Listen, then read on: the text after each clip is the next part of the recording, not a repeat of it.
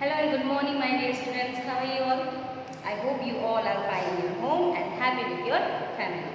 So, dear students, Hindi की text book से हमने लास्ट वीक हमारा 4th चैप्टर तीसरी छींक है ना, मैंने क्लास में आपको लेसन को रीड करवाया था, मैं इस पार्ट को पढ़ाया था और दूसरी क्लास में आपको क्वेश्चन आंसर्स कर दिए थे.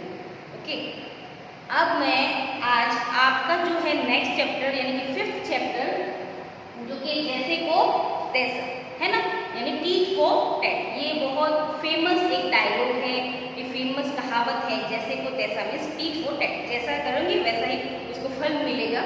तो इसी के बेस पे ये आधारित एक कहानी है, बहुत ही अच्छी कहानी है. तो कहानी आपको पता है मैं लाइन टू लाइन नहीं पढ़ाती हूँ, मैं आपके अपने ओन वर्ड्स में आपको समझाती हूँ, तो आपको बहुत अच्छे से समझ में आ जाता है. तो चलिए शुरू करते हैं कहानी जैसे को तैसा. ठीक है, तो सुनिए.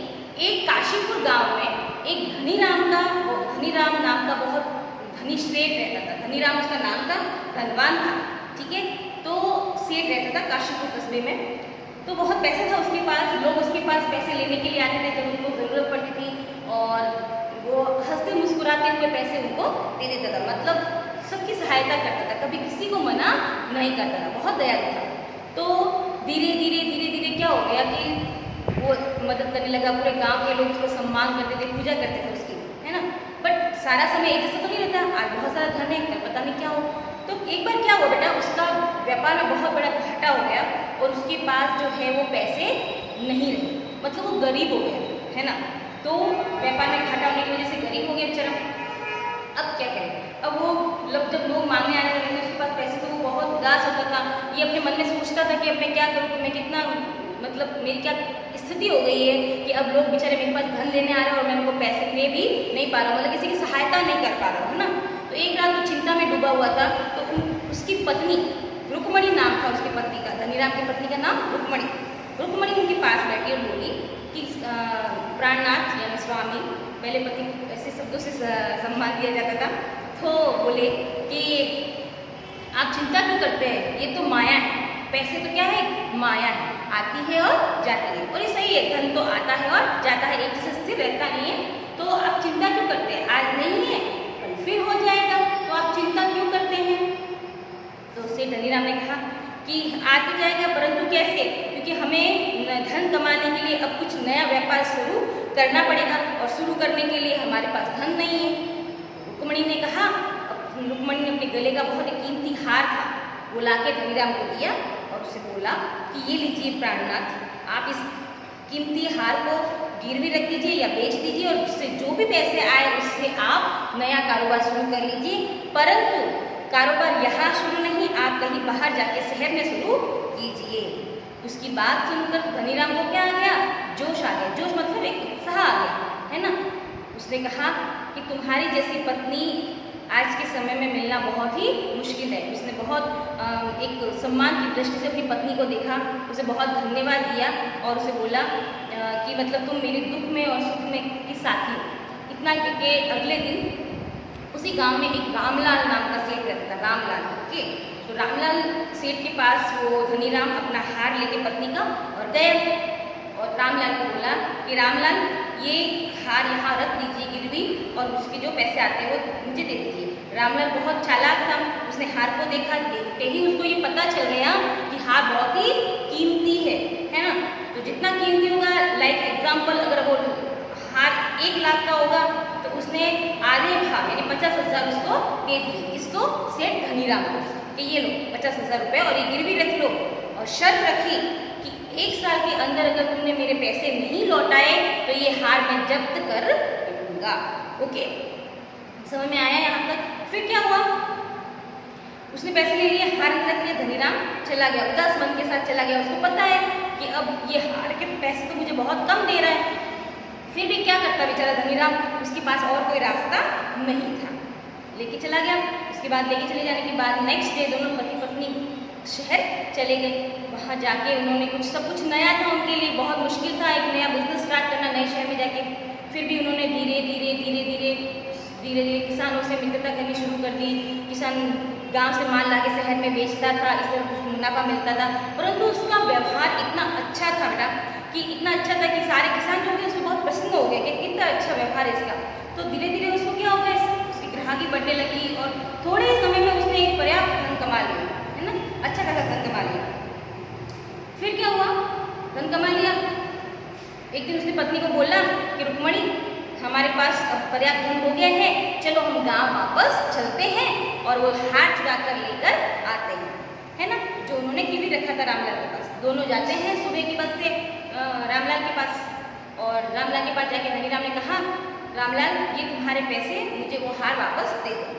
पर रामलाल के मन में तो लालच था, उसको यकीन ही नहीं था कि इतना जल्दी धनीराम पैसे लेकर वापस मुझे दे देगा, और उसको हार बहुत कीमती था, वो देना भी नहीं चाहता था।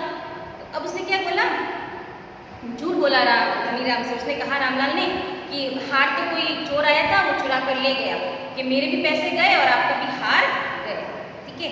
तो धनीराम अब क्या बोलता बेचारा, धनीराम आगे बोलने लायक नहीं बचा था कि मैं इसको क्या बोलूँ। उसने बोला कि ठीक है धनीराम, नहीं ठीक है रामलाल। धनीराम उदास मन से उसके घर से बाहर चला गया। जैसे ही वो बाहर जा रहा था तो घर के आंगन में उसका बेटा खेल रहा था, कोई छोटा बच्चा होगा उसका रामलाल का, वो खेल रहा होगा। उस धनीराम ने उसके बच्चे को उठाया मुस्कुराते हुए और अपनी हवेली ले गया। हवेली ले जाके उसने क्या किया, उस बच्चे को तय खाने में बंद कर दिया, ओके, तय खाने में बंद कर दिया। फिर जब शाम हुई तो रामलाल को अपना बच्चा नहीं दिखा, तो उसको चिंता होने लगी। उसने सब नौकरों से पूछा, सबसे पूछा, किसी को कुछ पता नहीं। लेकिन बाहर आंगन में जो नौकर काम कर रहे होंगे उन्होंने बताया कि आपके बच्चे को सेठ धनीराम ने अपनी गोदी में उठाया हुआ था और वो जा रहा, ये हमने देखा है। तुरंत ही रामलाल धनीराम के घर पहुंचता है और धनीराम को कहता है, धनीराम मेरा बेटा कहाँ है। धनीराम कहता है, मुझे क्या पता, आपके बेटे को मैंने देखा था, एक बाज उठाकर ले गया है। बाज होता है, यू नो, बाज ये आपके बच्चे को चोंच में उठा के और ले गया है। तो रामलाल ने बोला कि तुम झूठ बोल रहे हो, मेरा बच्चा तुम्हारे ही पास है, मैं महाराज के पास जाऊँगा। पहले तो आपको पता है पुलिस स्टेशन वगैरह नहीं होते थे, पहले ऐसे नहीं होते, पहले कहाँ पर न्याय मिलता था, राजा के दरबार में मिलता था, तो वहाँ पे राजा थे, तो राजा के पास रामलाल ने बोला मैं जाऊँगा। धनीराम ने बोला ठीक है चले जाओ। रामलाल राजा के पास जाता है, राजा को सारी बातें सुनाता है कि मेरा बेटा जो है वो रामलाल के धनीराम के पास है और मुझे दे नहीं रहा है, और उसने सारी बात बताई कि मुझे ऐसे बोल रहा है कि बात उड़ा कर ले गया।